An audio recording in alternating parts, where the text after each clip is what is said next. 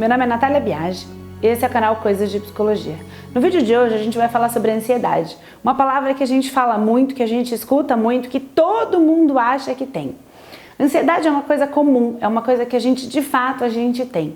Mas quando a gente fala de transtornos de ansiedade, a gente vai falar de coisas um pouco mais intensas e um pouco mais complexas.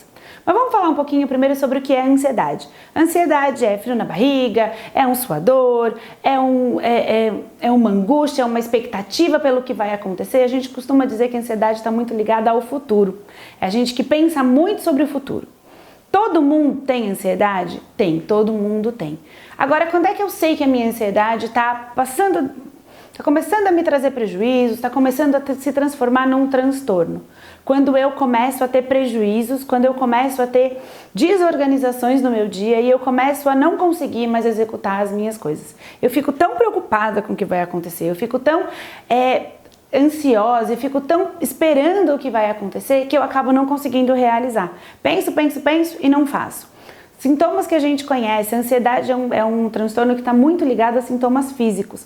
Então eu tenho taquicardia, sudorese, sensação de desmaio, sensação de sufocamento, rubor facial, quando a minha cara fica toda vermelha. Isso tudo são sinais de ansiedade. Quando eles são muito intensos e me paralisam, me causam medo, me causam uma angústia muito grande, é importante a gente buscar ajuda.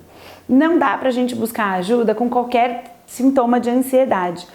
Eu tenho uma entrevista nova de emprego, mas eu consegui fazer, eu senti um desconforto, mas eu consegui fazer.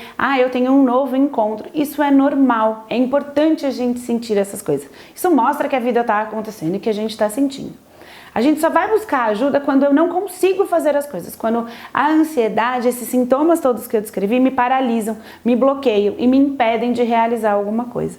Então, assim, a gente tem que prestar atenção porque a gente tem que fazer essa diferenciação. Às vezes é uma diferença muito sutil, mas quem sofre de ansiedade sabe bem qual é a diferença de uma ansiedade para um acontecimento e para uma ansiedade mais tranquila e aquela ansiedade que paralisa a gente.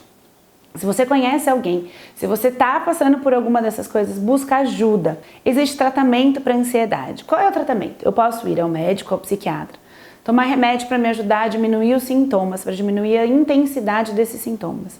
Mas existem muitas coisas que eu posso fazer em casa.